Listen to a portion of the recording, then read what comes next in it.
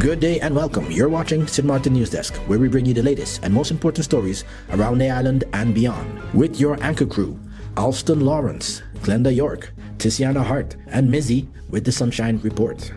This broadcast is brought to you by TV15 and proudly produced by Great Bay Media Studios in Phillipsburg, St. Martin. And now, let's jump straight into today's top headlines.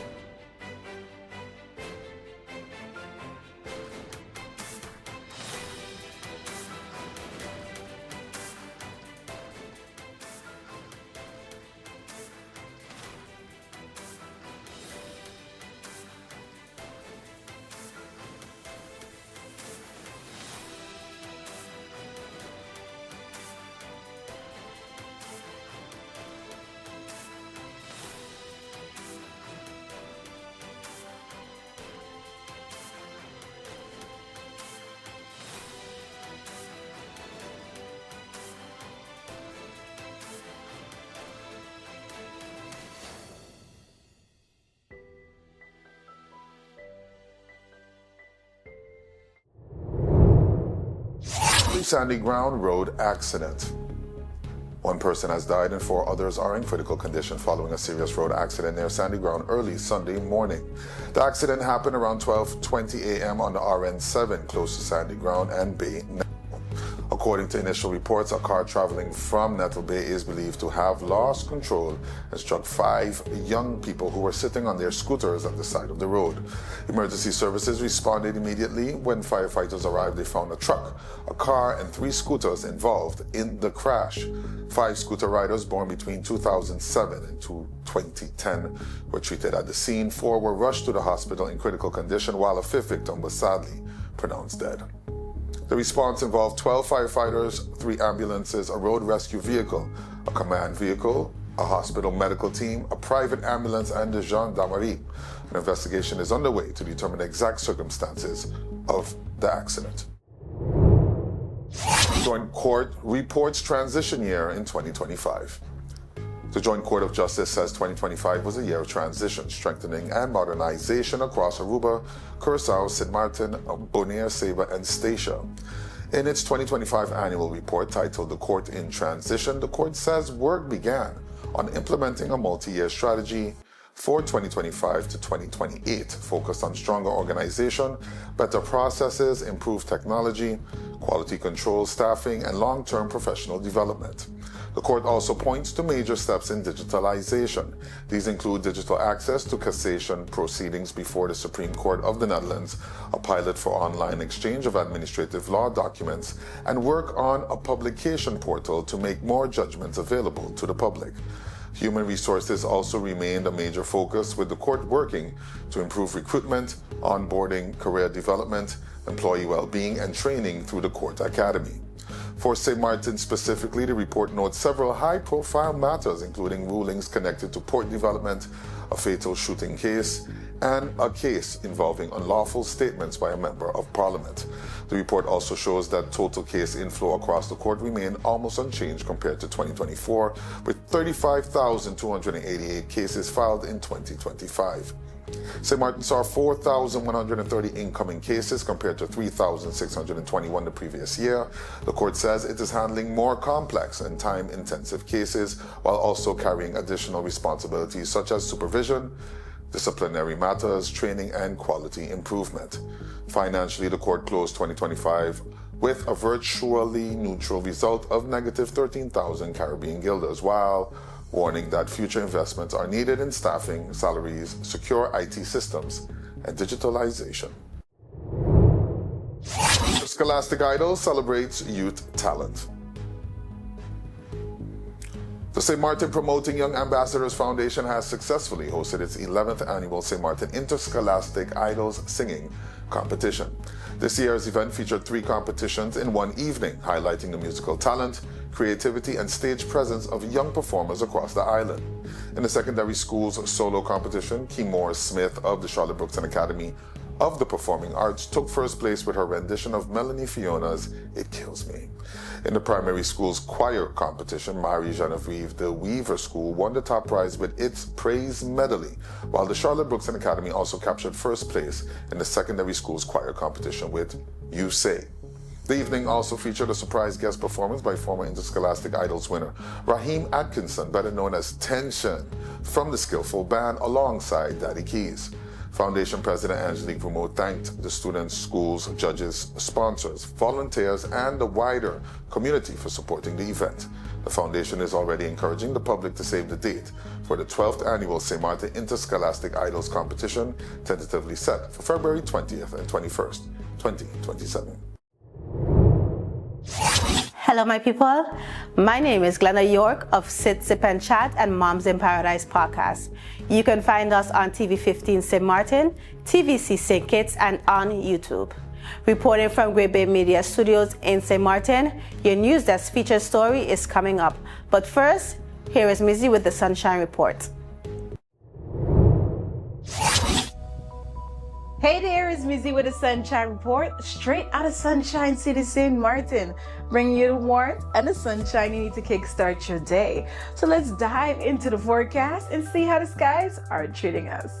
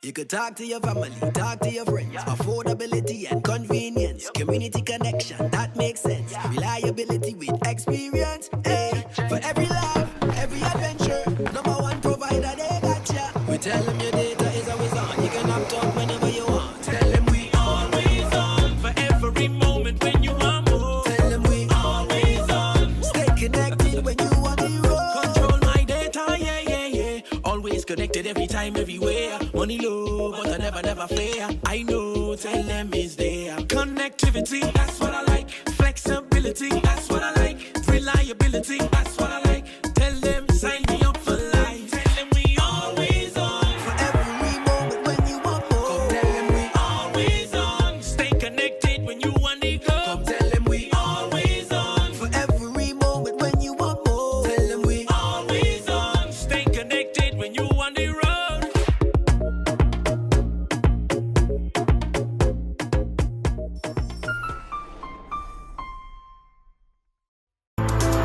Stay connected to the best of local and Caribbean content anywhere, anytime with the TVC Plus app, the official app of TVC Channel 40. With the TVC Plus app, you can watch TVC Channel 40 live, catch every episode of your favorite shows on demand, watch exclusive pay-per-view content, listen to Voice of the Caribbean radio, and watch and read SKN Newsline. The TVC Plus app is available on all your devices.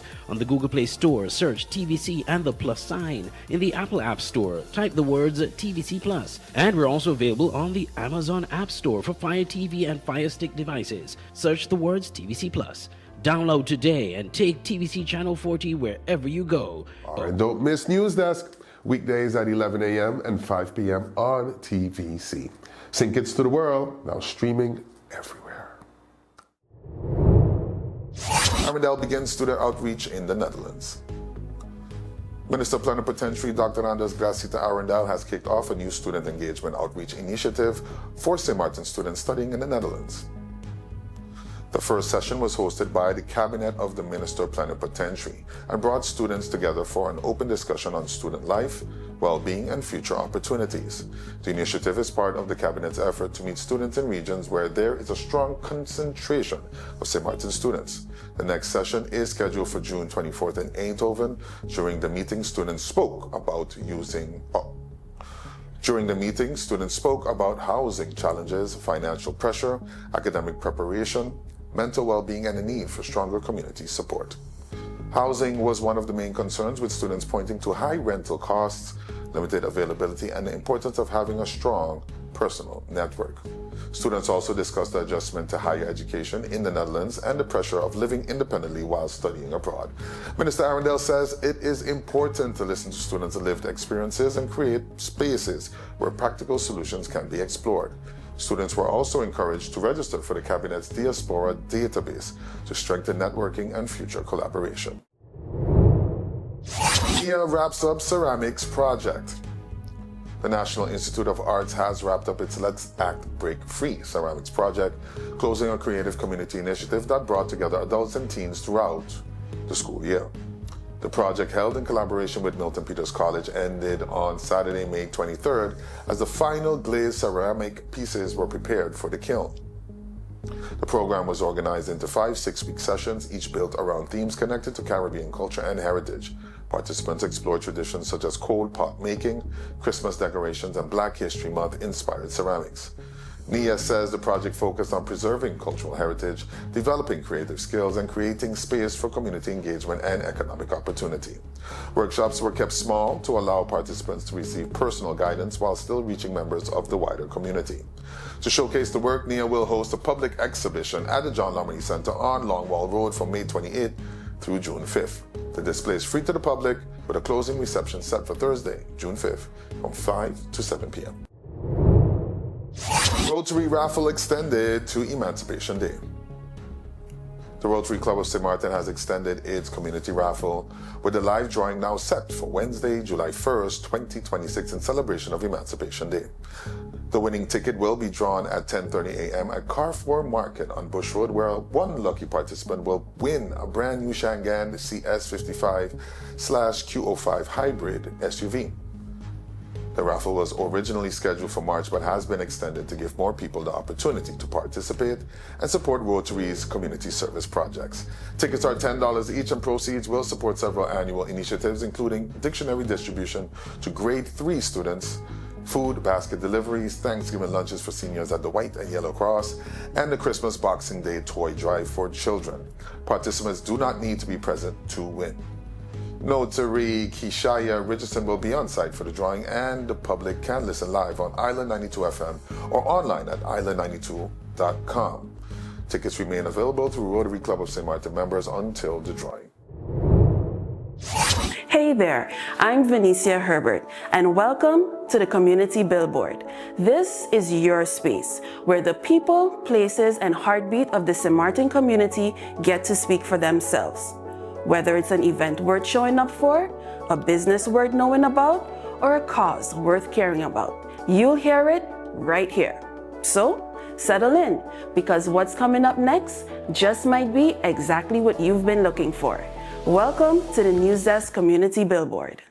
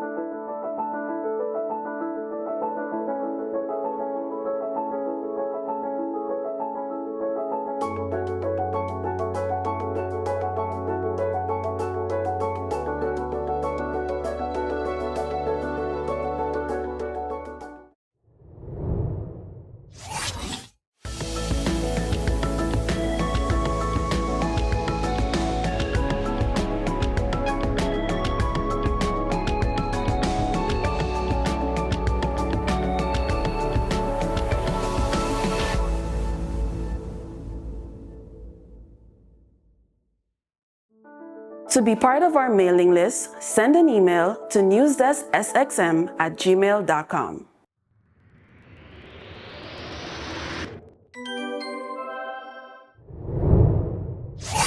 When we come back, we go to our in-depth feature of the day, exploring one of the island's most thought-provoking topics. That's just ahead. Stay tuned.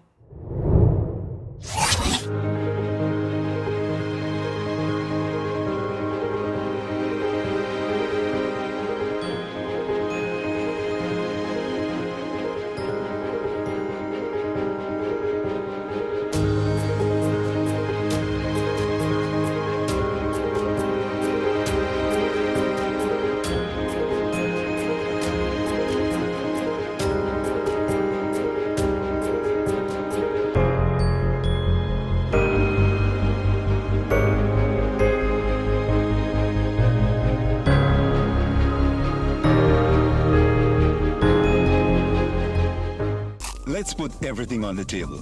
People always give their opinion, and you can either take it or crunch it. Let them judge. We give in to the most irresistible flavor. We devour every nugget that falls in our hands, especially when it's our crunchy fried chicken. And let the crumbs fly if needed. Let them keep judging. We'll keep indulging. KFC, it's finger-licking good.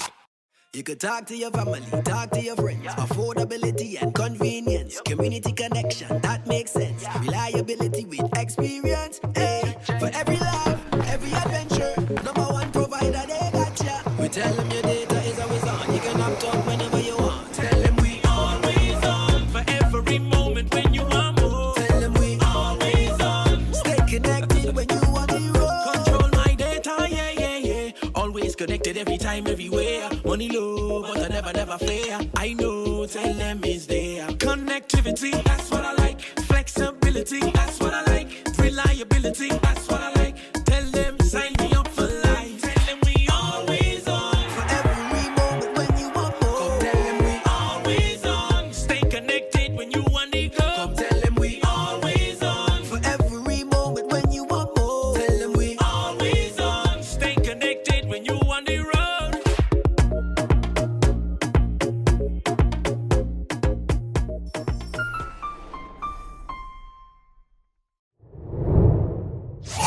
Before we wrap up, we take a moment each day to check in with our neighbors across the region. There's always a story worth paying attention to. Here's today's regional headline. Guyana marks 60 years of independence.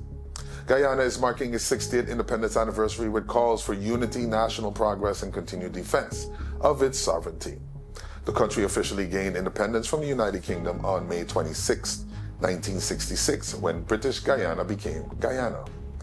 In its Independence Day message, the ruling People's Progressive Party said Guyana now stands at what is called the threshold of a national renaissance, pointing to rapid economic growth, major infrastructure development, digital transformation, and expanding opportunities for citizens.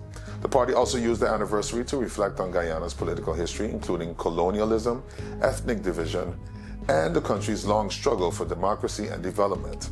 Looking ahead, the PPP outlined priorities including free education at every level, improved health care access, new hospitals, stronger support for small and medium-sized businesses, agriculture, transportation, and digital government services. The statement also called for national unity, warning against division as Guyana enters what is described as a new phase of advancement. The message closed with a renewed pledge to defend Guyana's sovereignty amid the ongoing border controversy with Venezuela.